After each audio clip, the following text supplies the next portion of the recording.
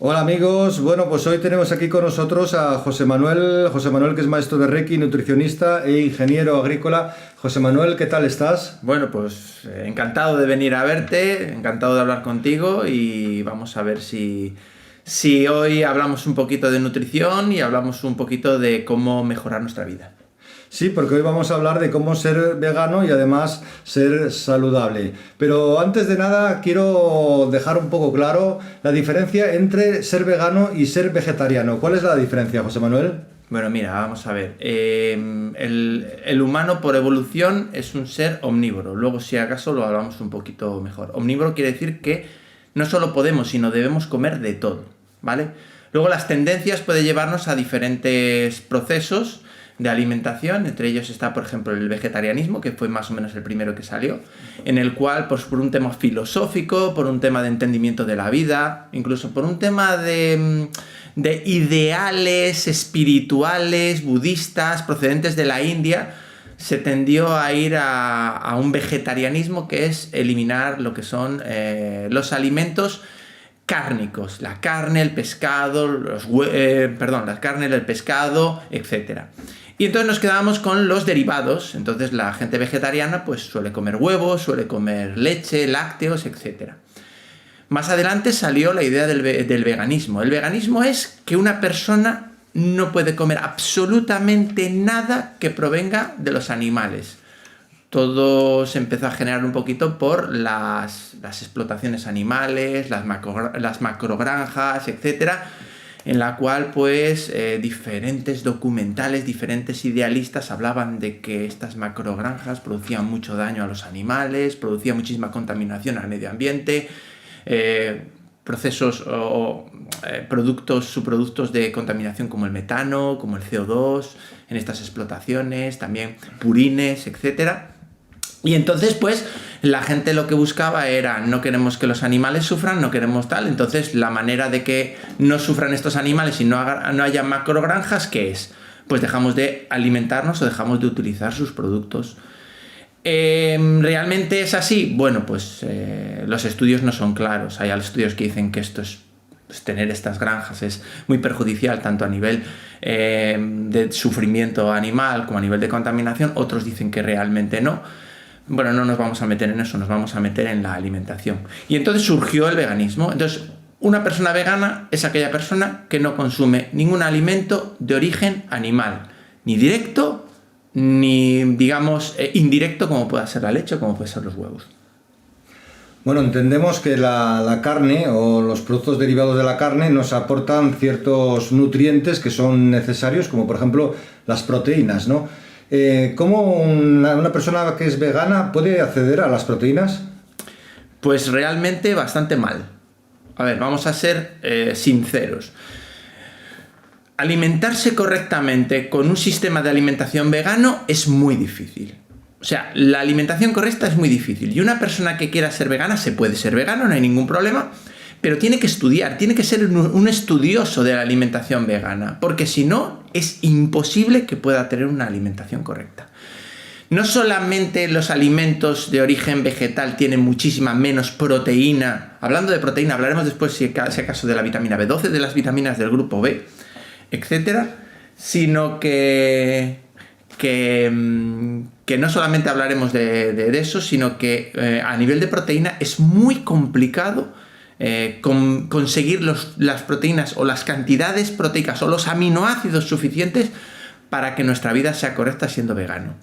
Entonces, ¿a qué nos lleva esto? Nos lleva a un concepto de aprendizaje, a un concepto de que tenemos que ser unas personas muy perfectas en nuestra alimentación. Tenemos que conocer los macro y micronutrientes que tienen cada uno de los alimentos, sobre todo de origen vegetal, porque si no conseguimos saber perfectamente esto, no nos vamos a nutrir bien y vamos a enfermar. Y además es que las enfermedades que proceden de veganos por déficit, sobre todo proteicos, son enfermedades serias. Estamos hablando de enfermedades autoinmunes, estamos hablando de inflamaciones de bajo grado que nos pueden llevar incluso a tumoraciones, estamos hablando de enfermedades serias. No estamos hablando de una tontería de que, bueno, pues tengo una anemia y con un poco de hierro lo soluciono. No, estamos hablando de que la falta de proteína, al final la proteína es la parte que estructura nuestro cuerpo.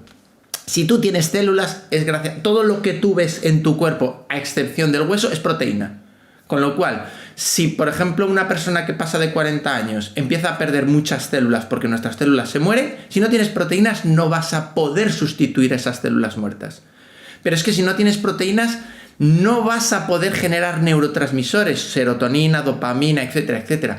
Por eso muchas mujeres que comen muy poca carne, etcétera, acaban teniendo problemas cognitivos, problemas emocionales, ansiedad, depresión. ¿Por qué hablo más de mujeres que de hombres? No es un tema de machismo, es un tema de que socialmente las mujeres comen menos carne, menos grasa que los hombres. Entonces, no solamente hablamos de un problema estructural en las proteínas, hablamos de que las proteínas forman parte de toda la estructura de nuestro cuerpo, a nivel de células, a nivel de sistema inmunológico, a nivel de control de la inflamación, a nivel de todo lo que tiene que ver con la transcripción del ADN, con la reproducción. Entonces, si no tenemos los suficientes aminoácidos, tenemos un problema. ¿Qué sucede en la alimentación vegana? Dos cosas. Primero, hay pocos alimentos que tengan proteínas y esas proteínas en estos alimentos son muy escasas. Podemos hablar de una media en un alimento de origen vegetal de entre un 4 y un 7% de proteína por cada 100 gramos de producto. Mientras que en los animales la media suele estar sobre el 20, 20 y pico. Y segundo, es una proteína menos asimilable para el cuerpo. O sea, el cuerpo humano asimila muy fácil la proteína de origen animal. Si nosotros cogiéramos el rango de absorción de la proteína, el huevo tiene un rango de absorción del 100%. Quiere decir, tú te comes un huevo, ese huevo imagínate que tiene 10 gramos de proteína, vas a absorber 10 gramos. Tú te comes un filete, dependiendo cómo lo hagas, ese filete tiene 10 gramos de proteína, vas a absorber 9,3 gramos. Ahora, tú te comes un alimento de origen vegetal, por ejemplo la soja, te comes 10 gramos de proteína de soja, vas a absorber 7,5 gramos. Con lo cual, no solamente necesitas mucho más alimento para conseguir la misma proteína, sino que encima tienes que multiplicar por un ratio de absorción que todavía es mayor. ¿Qué quiere decir? Que es muy difícil. En una persona, vamos a decir que en una persona que no trabaja, que en una persona que tiene 10 horas sentado en la oficina, en una persona que no pesa mucho, que no tiene mucha inflamación de bajo grado, que no tiene una enfermedad autoinmune, que no tiene un cáncer, que no tiene tal, vamos a decir que hasta cierto punto puede ser difícil pero controlable el hecho de poder conseguir la proteína a través del veganismo. Ahora, como nos vayamos a una persona que tiene una enfermedad autoinmune, que desgasta mucho su cuerpo, por ejemplo, mucho deporte, etcétera, etcétera, yo puedo decir, y ahora igual voy a decir una palabra complicada porque no deberíamos usarla, pero que es casi imposible conseguir los requerimientos mínimos nutricionales proteicos a través de la alimentación vegana. Pero siempre nos queda la suplementación con proteína vegana. Y ahí es donde tenemos que incidir, en la suplementación. Y la suplementación nos lleva a ser conscientes de decir, yo puedo ser vegano, pero no voy a llegar a mis proteínas, con lo cual tengo que suplementarme con esos batidos proteicos veganos, que es una mezcla de normalmente legumbres y cereales integrales, o sea, proteínas procedentes de legumbres y proteínas procedentes de cereales, y que nos aporta las proteínas a las cuales una persona vegana no puede llegar. Con eso, si nosotros nos suplementamos, con eso conseguimos llegar a los requerimientos mínimos que una persona necesita de proteínas. Si no, en el 90% de los casos de las personas de hoy en día no llegarían.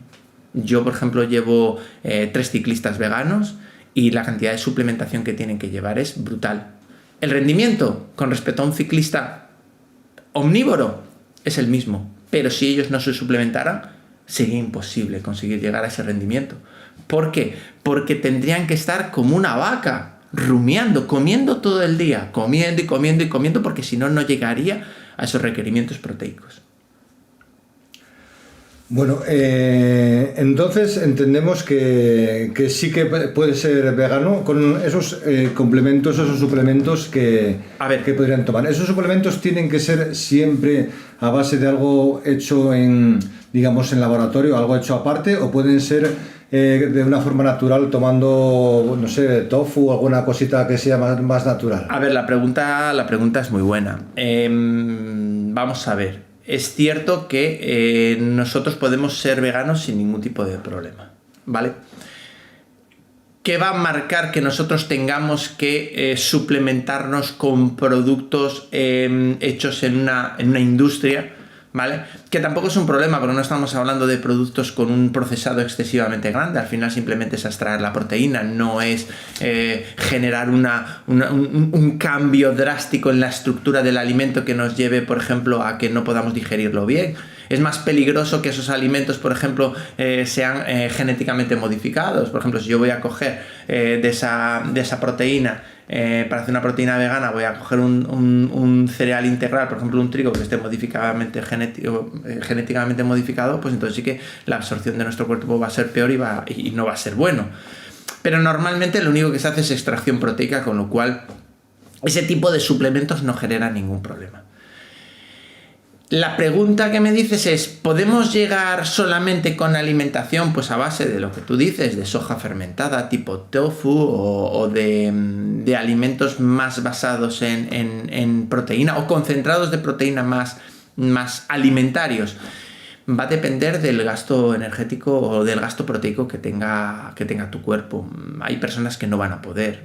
Una persona que tenga una enfermedad de Crohn y que haga deporte, es imposible que solamente con tofu, que es lo que tú has comentado, tofu más muchas setas, más legumbres, más comer cereales integrales, etcétera, etcétera, pueda llegar a los requerimientos mínimos de proteína que una persona necesita al día.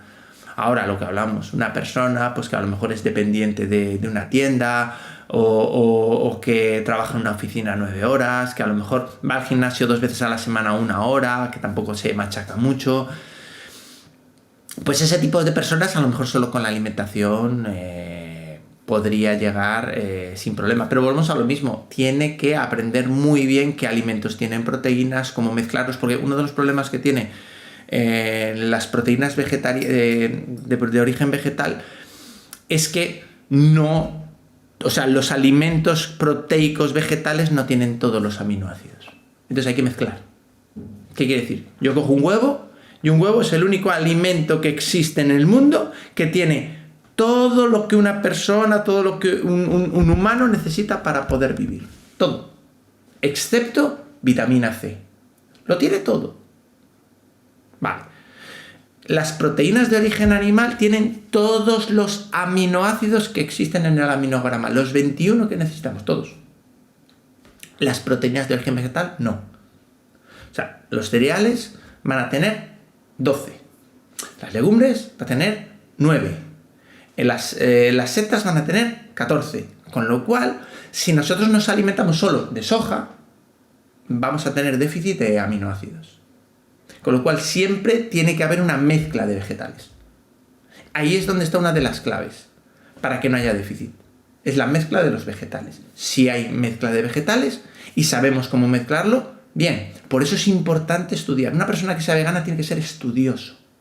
Te pongo un ejemplo. Imagínate que te diagnostican una enfermedad. La que sea, me da igual. Invéntate una. ¿Vale? ¿Qué sería lo primero que harías? Bueno, pues una persona como yo, una persona como tú, lo que haríamos sería, leer muchísimo sobre esa enfermedad.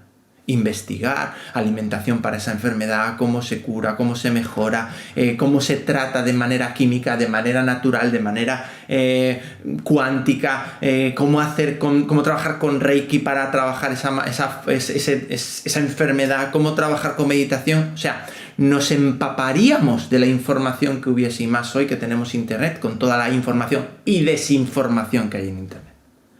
¿Vale? Bueno, pues hay mucha gente que es vegana que se pone y dice, yo dejo la carne, se acabó. A tomar por saco. ¿Qué sucede? Pues que se enferman. Punto. ¿Por qué? Déficit de minerales. Más que de minerales, déficit de aminoácidos. Pero sobre todo va a haber muchos déficits de la proporción proteína-hidrato de carbono. Y los hidratos de carbono que esa persona tome, el problema es que casi siempre van a ser malos. O sea, alimentación tóxica, la que tenemos hoy en día. O sea, la gente puede decir, soy vegano, vale, soy vegano. No es lo mismo ser vegano comiendo vegetales y frutas del mercado que ser vegano comiendo croissants, donuts, etcétera, etcétera. Ah, pero son veganos. Sí, pero no es comida saludable.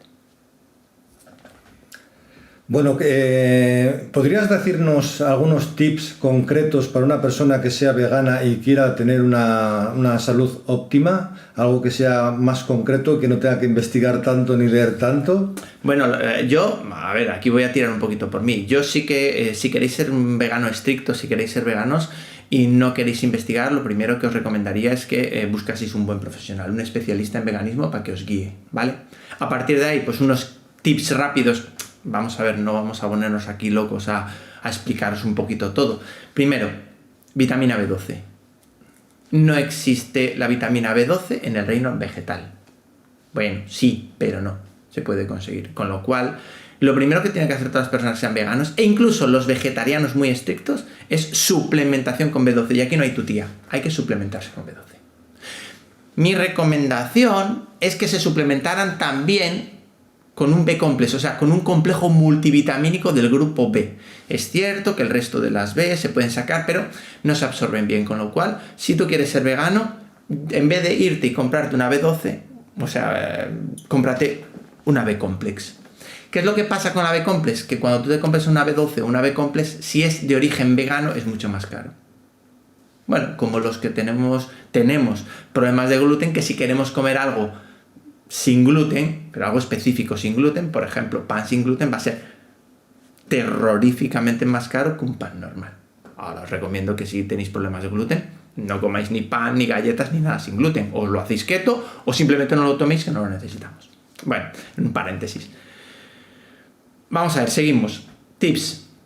Primero, B12. Recomendación, B-complex. Un complemento multivitamínico de B. Segundo, cuidado con el hierro. ¿Por qué? Porque el hierro en vegetal es muy, muy mal absorbible. Entonces, muchas veces los veganos tienen problemas de déficit de hierro. Entonces, vigilar el hierro. No hace falta que suplementéis, simplemente vigilarlo. Y en el problema de que tengáis un problema de déficit de hierro, pues aumentar un poquito las cantidades tanto de alimentos vegetales que tienen hierro, como de vitamina C para poder absorber bien ese hierro. Tercero y súper importante, la ingesta nutricional de un vegano a nivel de grasas siempre tiene que ver con grasas vegetales. Las grasas vegetales son muy deficientes en omega 3 y muy altas en omega 6. El omega 6 es una grasa inflamatoria. El omega 3 es desinflamatorio. Vale. Si nosotros estamos continuamente comiendo grasas que nos inflaman y no tomamos omega 3 que nos desinflaman, tenemos un problema. Es cierto que hay alimentos vegetales que tienen omega 3, pero tienen ALA. Y la ALA no la absorbemos bien. Nosotros necesitamos y absorbemos bien la EPA y la DHA, que son omega 3 de origen animal, sobre todo de pescado azul. Como no podemos comer pescado azul, ¿qué tenemos que hacer? Pues tomar mucho omega 3 a través de ALA que no se va a absorber o suplementar con omega 3. ¿Qué pasa si suplementas? Que la suplementación de omega 3 de origen vegetal sí se absorbe mucho más, además son grandes cantidades. Y cuarto, calcular de manera muy importante cuánta proteína necesita tu cuerpo dependiendo del trabajo que tienes, dependiendo del deporte que haces, etc. Una persona normalmente que no hace nada, lo que llamamos un metabolismo de enfermo, necesita 0,8 gramos de proteína por kilo de peso. ¿Vale? Entonces, tú ves la Organización Mundial de la Salud y dice, necesidades proteicas de un humano, 0,8 gramos por kilo de peso. No. 0,8 es lo que llamamos una cantidad para no enfermar y una cantidad para una persona que no hace nada. Una persona que hace 4 días de gimnasio a la semana, que tiene mucho gasto proteico, que tiene una enfermedad autoinmunizada y tal, puede doblar ese 0,8 y llegar a 1,6, 1,8 gramos. Hacer 0,8 gramos por kilo de peso, que es lo que recomienda, es muy fácil. Un vegano lo puede hacer. Llegar a 1,2, 1,3 es muy complicado. Entonces, claro, tenemos que saber exactamente qué cantidad de producto o de proteína lleva cada alimento vegetal que queremos ingerir, porque si no vamos a tener déficit. Y si tú tienes déficit de proteína durante un año no pasa nada. El cuerpo va a tirar de esa proteína. Si tú necesitas un 100% para cumplir todos los requerimientos proteicos del cuerpo y solo llegas al 90%, ¿de dónde saca ese 10%? Pues de aquellas partes que el cuerpo dice que no son necesarias. Entonces, oye, que yo puedo vivir sin generar dopamina, sin generar serotonina, sin generar GABA, sin generar esos neurotransmisores que nos dan la felicidad. Pues no los hacemos. ¿Por qué? Porque no va en mi vida eso. En cambio, cicatrizar o curar todas las células que se me enferman del corazón sí tengo que hacerlo. Entonces la proteína que yo ingiero va para esas partes, para el intestino, para el corazón, incluso para el cerebro. Entonces dejamos de generar endorfinas. Empiezan las depresiones, empieza la ansiedad, empiezan las tristezas, no dormimos bien porque no generamos melatonina, etcétera, etcétera. Entonces, mucha gente vegana, lo que suele suceder es que empieza a tener cambios de humor. Y eso lo hemos en mi consulta, cuando vienen personas veganas o incluso vegetarianas con su familia, dicen, es que desde que empezó, es que tiene un humor, es que no aguanta nada. Claro, déficit de neurotransmisores. Entonces, los tips son importantes. Vitamina B12 o B-complex en su caso. Omega 3, súper importante. Control del hierro y sobre todo, que nunca te quedes corto en la ingesta de proteína de calidad. Bueno, entiendo que estos problemas con un vegetariano no surgen, ¿no? Porque, como dices, en el huevo encontramos prácticamente todos los elementos que necesitamos para el día a día. Aparte tenemos la leche, la leche que tampoco es demasiado recomendable, por lo visto. Nada. Y los quesos. ¿Una persona que sea vegetariana tendría estos problemas o tendría alguno de estos problemas? A ver, una persona vegetariana, o sea, una persona vegana, al final todo depende de la alimentación que tú tengas. Tú puedes decir, bueno, yo no soy vegano porque los veganos tengo problemas, soy vegetariano. Al ser vegetariano, como consumo huevos, como consumo queso de cabra, de oveja, de yegua, de búfala, que son quesos que están hechos con leche que tiene proteína, caseína tipo A2 que no nos hace daño, que podemos digerir, entonces no voy a tener problemas de proteínas. El problema no solamente se basa en que tenga un déficit de proteína o no, el problema es que los vegetarianos siguen consumiendo grandes cantidades de hidratos de carbono. Y aquí es donde entra la clave. La clave no entra en la cantidad, entra en la calidad. Te voy a poner un ejemplo. Hay varios documentales, yo os recomiendo que nunca veáis documentales de este tipo, o si los veáis, vedlos pero con la mente abierta, porque va a haber un documental que hable del veganismo y vais a decir, ¡oh, qué malo es no ser vegano! Pero va a haber otro que va a ser de carnívoro y va a decir, ¡oh, qué malo no ser carnívoro! O sea, los documentales siempre te van a llevar a que tu mente vaya donde ellos quieren, y esto es un error muy grande.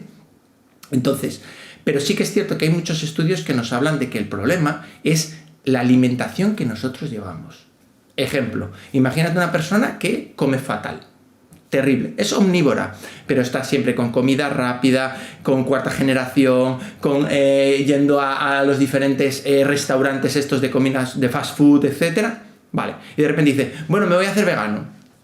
Se hace vegano y de repente pues empieza a consumir lo que todos tenemos que consumir en gran cantidad, porque incluso los omnívoros, el 70% de su alimentación tiene que ser vegetal, verduras y hortalizas. Entonces esa persona empieza a consumir mucha verdura y mucha hortaliza. Solo por eso, por quitarse esa comida rápida, su salud va a mejorar. Y va a decir, buah, desde que soy vegano o desde que soy vegetariano estoy genial. No necesariamente. Lo que es, has mejorado tu sistema de alimentación. Entonces, un vegetariano, ¿qué diferencia tiene con un vegano? Que el aporte proteico es mucho más sencillo. El aporte de la vitamina B12 es muy fácil. El aporte del hierro es muy sencillo. ¿Por qué? Lo que tú dices, porque los huevos tienen este tipo de aporte, con lo cual un vegetariano no va a tener, un vegetariano que coma huevos, un vegetariano que coma lácteos fermentados, no va a tener estos déficits que tienen los veganos. Volvemos a lo mismo. ¿Es lo mismo comer carne de una explotación donde las pobres, vacas no se mueven, les dan cereales modificados genéticamente para alimentarse, o comer carne de pasto donde siempre están pastando, por ejemplo, carne que hay en países como Colombia, como Venezuela, etcétera, bueno, que prácticamente no tienen dinero ni para comprar cereal, entonces es todo pasto. Vale, pues simplemente hay que hacer pruebas. Y viendo pruebas de esa carne es lo que llamamos, que un día me gustaría incluso hacer una prueba, los alimentos vivos y los alimentos muertos. Un mismo alimento puede estar vivo o muerto. Y depende cómo entre en tu cuerpo, va a generar vida o va a generar muerte. Yo siempre hago el ejemplo de la aloe vera, pero nosotros que estamos aquí en El Bierzo, que es un lugar donde la miel es tan buena, simplemente tenemos que hacer la prueba de la miel. ¿Cómo sabes si la miel está viva o muerta? Métela en la nevera un día. Si la sacas de la nevera y sigue líquida, esa miel está muerta, no te va a aportar nada. Si la miel está endurecida, cristalizada, etcétera, etcétera, esa miel está viva. Es maravillosa. Y los pensamientos cuando nosotros éramos niños eran al revés. Oh, la miel esta que comprábamos en la tienda que todos conocemos, de una granja por ahí perdida, resulta que siempre estaba igual. Joder, qué guay. En cambio, la miel de mi abuelo, que tenías que meter el tenedor en invierno que no entraba, porque está viva. El aloe vera lo mismo. Cuando tú le echas un conservante a una aloe vera, tú te vas a una herboristería y pides, dame aloe vera, dame jugo de aloe vera. Y piensas que estás tomando algo que realmente te va a ayudar muchísimo. Bueno, pues tú a la aloe vera le echas, tú coges un poco de agua, a ver si lo hago un día en mi canal de YouTube. Tienes un vaso de agua, le echas unas gotas de yodo. Echas unas gotas de yodo. El agua se va a volver yodada, se va a volver marrón. Si tú lo echas aloe vera a ese agua, si el aloe vera está muerto, no va a pasar nada. Va a seguir igual el agua. Si el aloe vera está vivo, de repente el agua se va a volver transparente. Entonces, cuando nosotros hablamos de alimentos de tipo animal o alimentos de tipo vegetal, tenemos que distinguir lo que son alimentos vivos de alimentos muertos. La hamburguesa que tú te haces en casa con una carne de un carnicero o de un charcutero que tú sabes que acaba de matar el cerdo o la ternera y tal y cual, eso va a ser una hamburguesa que está viva. La vas a digerir, va a ser perfecto para ti. Ahora, ¿quieres que te cuente lo que tiene una hamburguesa vegana?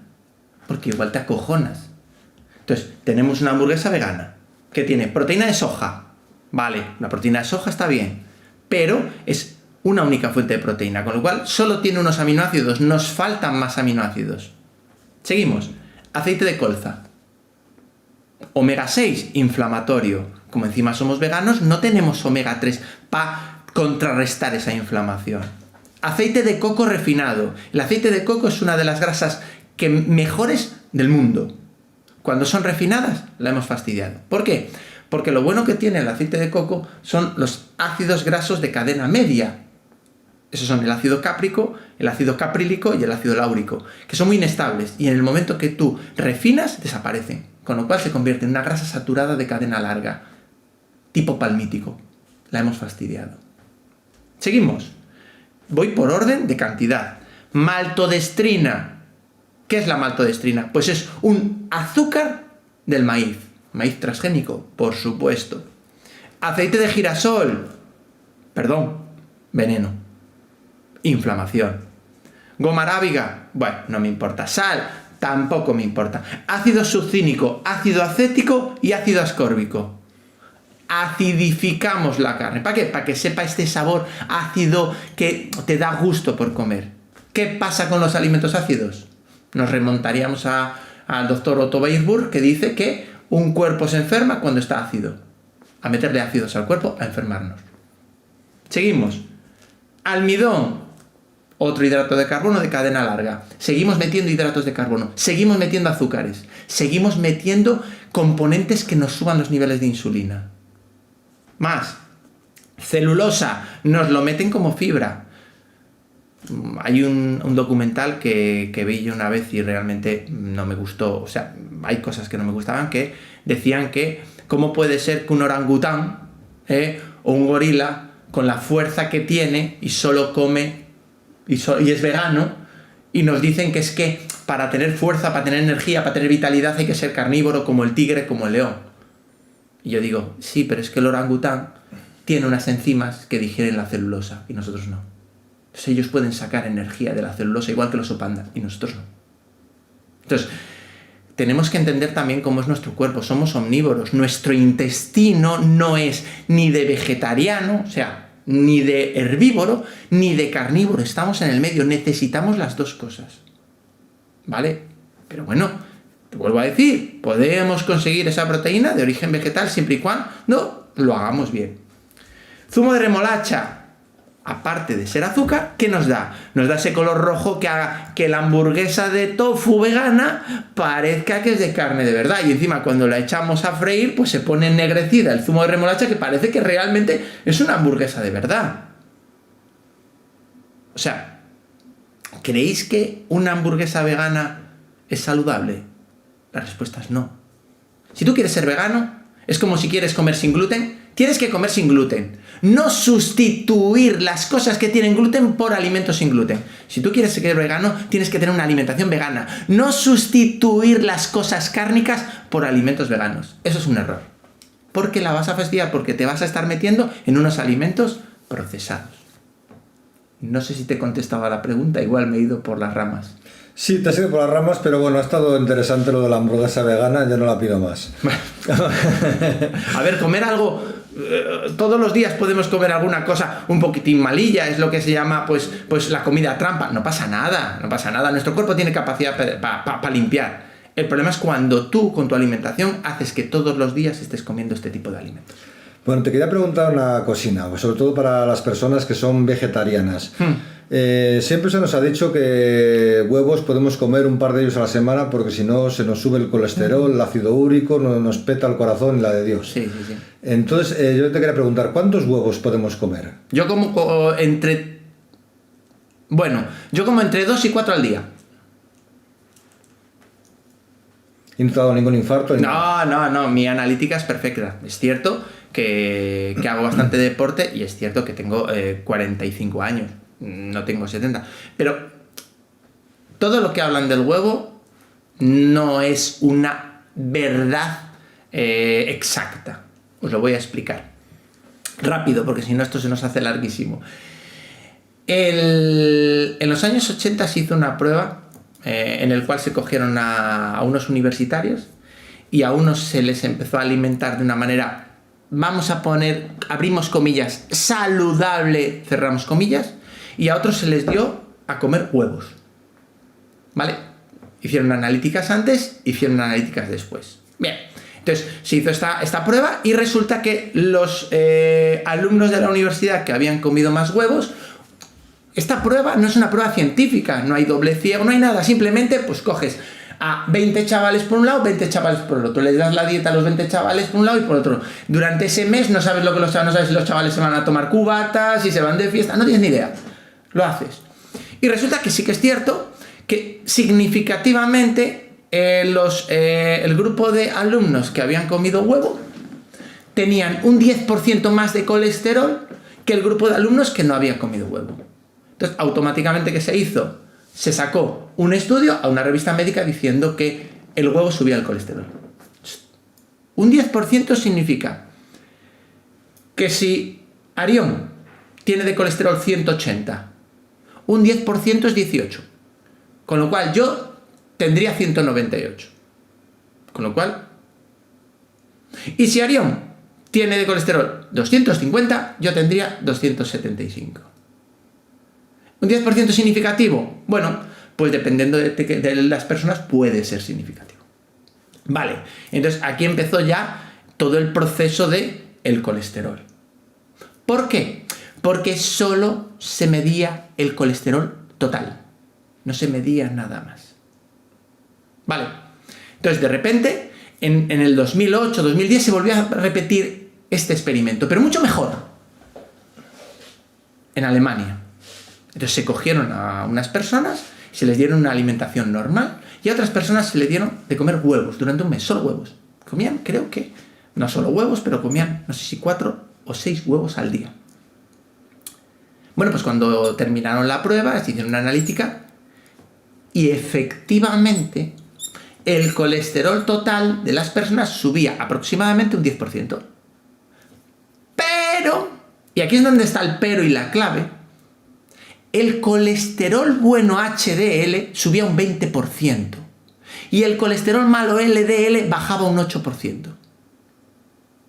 Con lo cual, es cierto que la persona tenía más colesterol, pero lo que a nosotros nos interesa, como nutricionistas y a los médicos como endocrinos, es la relación lo que se llama el índice aterogénico, que es la relación entre el colesterol total y el colesterol bueno. Es una división.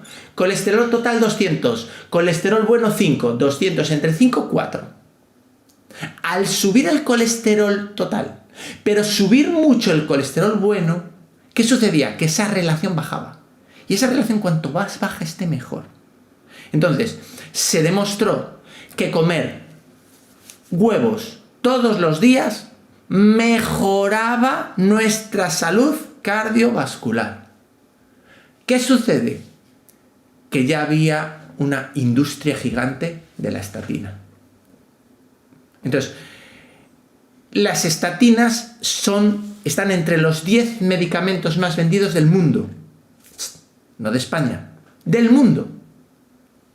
¿Tú te crees que a los laboratorios les interesa dejar de vender estatinas? No. Con lo cual, ¿qué es lo que sucede? Que los médicos, en cuanto pasas de 200 de colesterol, ya te quieren dar una estatina. Aunque tengas 100 de colesterol bueno, les da igual. Yo lo he visto en mis carnes, no por mí, sino por mi madre. Yo, hace 2 años, mi madre fue a una analítica y tenía 206 de colesterol total, 90 de colesterol bueno. Tú haces la división y salía 2,1. Todo lo que tenga una relación, un índice aterogénico menos de 3,5, que no haga nada. Está perfecto. Mi madre tenía una relación de 2,2. La médica, como tenía 215 o 210, le dijo, te voy a dar la pastilla del colesterol. Yo no quiero decir con esto que los médicos son malos, ni mucho menos. Es más, yo he vivido lo que viven los médicos. Yo soy ingeniero técnico agrícola. Yo he estudiado en una facultad en la cual me decían A, B, C, D, E. Y yo llegaba a mi trabajo A, B, C, D, E. A mí un profesor, fíjate lo que te voy a decir, un profesor, no voy a decir su nombre, me dijo que cuando el glifosato tocaba el suelo, ¿sabes lo que es el glifosato, no? No. El glifosato, ¿no sabes lo que es el glifosato? Madre de Dios, el glifosato es el herbicida sistémico más conocido del mundo, por el que el laboratorio Monsanto se hizo hiperconocido. Monsanto, bueno, un laboratorio que mejor no hablamos de él. Bueno, pues el glifosato tocaba el suelo, en cuanto le daba el sol, se desaparecía. Claro, yo estudié en el 2000. Bueno, ahora se sabe que el glifosato, o hay estudios que dicen que el glifosato es carcinogénico. Además, carcinogénico, pero bien. Entonces, ¿qué es lo que sucede? Que a mí, si me dicen en mi facultad una cosa de un libro patrocinado por una industria agroquímica, me lo creo. Y a mis pacientes les digo eso, ¿por qué? Hostia, porque creo que es lo mejor y que es lo que mejor le va a ayudar. Para mí los médicos son gente maravillosa, que está no mal preparada porque ellos son inteligentes, sino sus estudios no son correctos. Entonces, vamos a ver si nos entendemos. Si yo estudio en el 2002 medicina y no sigo investigando este tipo de estudios, pues yo por encima de 200 sigo dando estatinas. Si yo sigo estudiándome, me sigo impregnando de los nuevos estudios, etcétera, etcétera, veo que realmente los huevos suben el colesterol bueno y que debo recomendar mucho huevo. Ahora, huevos de gallina de pasto, huevos de gallinas que tengo yo en el corral o huevos de gallinas explotadas y alimentadas con maíz transgénico. Por desgracia, hay estudios que dicen que los huevos de gallinas estabuladas no tienen omega 3, por ejemplo. Mientras que los huevos de gallinas de pasto tienen omega 3. Solo con eso ya podemos dar a entender que realmente tenemos un problema con la estabulación. Y gran parte de los ideales de los veganos que están en eliminar la estabulación y eliminar el sufrimiento animal, tiene su razón. Pero a lo mejor hay otras soluciones no tan agresivas. Bueno, aquí entramos quizás en una parte importante del veganismo, y es que se asocia con la espiritualidad. ¿Tú entiendes que tiene alguna relación el veganismo con la espiritualidad? Bueno, pues la respuesta clara es la rápida. El veganismo no con N-O mayúsculas, tiene ninguna relación con la espiritualidad. Ahora, vamos a hablar de si el vegetarianismo tiene relación con la espiritualidad. Porque desde la India siempre nos han querido vender que esas personas vegetarianas, esos maestros de yoga que están delgados como, no sé cómo decirlo, como la cecina, que parecen cecinas, son vegetarianos y tienen una conexión espiritual mucho mayor, etc. ¿Vale? Bueno, yo os puedo decir que he tenido procesos de mi vida en los cuales he sido vegetariano durante un tiempo para calcular o para ver si realmente ser vegetariano hacía que tuviese más conexión espiritual. Ha habido otros procesos en mi vida en que he hecho dieta keto, o sea, no es lo contrario, pero prácticamente alimentarme solo de grasa. Y he analizado si realmente tengo más conexión espiritual. Y os puedo decir que mi explicación y la explicación de prácticamente todos los clientes que yo tengo es que no hay más lucidez mental, no hay más conexión espiritual, no hay más, capacidad de ver más allá. No. Ahora, sí te voy a decir una cosa. Cuando haces ayunos, la cosa cambia. Yo que he hecho ayunos prolongados, ¿vale? Normalmente siempre eran de 10 días, pero recuerdo un año que estuve 19 días sin comer, ¿vale? No sé si has oído hablar de la dieta. A mí lo de la palabra dieta es que me da un retortijones, pero bueno, se llama la dieta del sirope de savia, ¿vale? Que es simplemente tomar agua con un sirope que sale de un árbol y con un poquito de pimienta cayena, y es alimentarse solo de eso durante 7 días para purificar el cuerpo. Bueno, pues yo llegué a 19 y ahí sí que notaba una conexión espiritual brutal, muy fuerte. Y realmente, ¿cuándo volví otra vez a notar esa conexión espiritual fuerte? Cuando en los tiempos en que he hecho ayunos intermitentes 8-16. Cuando he metido en mi alimentación un ayuno intermitente 8-16, 16 horas sin comer, he vuelto a sentir lo mismo que sentía cuando ayunaba. Entonces, vegetarianismo, veganismo, omnívoro, ser keto, te proporciona más espiritualidad, más conexión con la fuente, más visualización, más... La respuesta es, desde mi experiencia y la experiencia con los que yo he podido hablar, la respuesta es no. El ayuno intermitente 1-24, el ayuno intermitente 8-16 o hacer un ayuno prolongado de 8, 9, 10 días sin comer, ¿te ayuda? La respuesta es sí. Así que yo os recomiendo a todos, aparte de porque es muy saludable, en hacer ayunos intermitentes. Al final nuestro cuerpo está preparado y diseñado para hacer ayunos intermitentes, para tener 8 horas al día donde ingerimos comida y 16 horas donde no comemos nada. Podemos beber, infusiones, agua, pero no ingerir nada.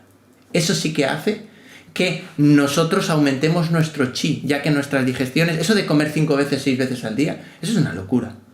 Es una locura, porque perdemos todo nuestro chi, perdemos toda nuestra energía, utilizamos la energía para hacer digestión, estamos digiriendo todo el día, no somos vacas, no estamos rumiando todos los días. Y eso es lo que pasa con el veganismo, que siempre tienes hambre, porque estás alimentado con hidratos de carbono. Es cierto que si lo haces bien y comes mucha grasa, mejora, y si tomas mucha proteína, mejora, y no estás siempre pidiendo alimentación.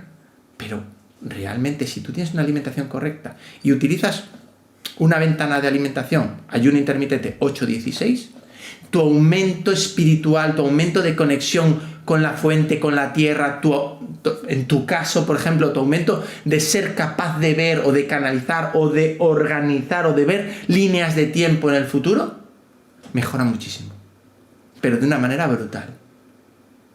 Hay veces que esto hay que irlo preparando, no puedes empezar, bueno, pues empiezo hoy con un ayuno 16-8, no, porque no tienes el cuerpo preparado.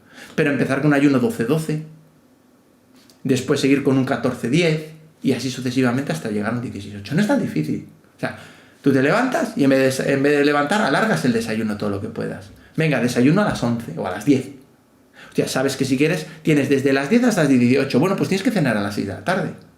Pues es lo que se hacía muchas veces antiguamente. Bueno, quiero especificar que cuando se refiere José Manuel a 12-12, quiere decir 12 horas de alimentarse y 12 horas de no comer nada. O cuando se refiere a 16-8, se refiere a 8 horas donde puedes comer y 16 en las que no puedes comer nada. Efectivamente, igual hablo así un poco técnico y pienso que podéis saberlo, ¿no? 8 horas quiere decir que tenemos una ventana de 8 horas donde podemos alimentarnos. Y ahí podemos meter 2 comidas al día o 3 comidas al día, lo que vosotros queráis. Pero siempre en esas 8 horas o en un ayuno 14-10, pues 10 horas. Bueno, pues yo creo que ha quedado bastante claro y aquellas personas que querráis contactar con José Manuel, está su contacto en la descripción del vídeo.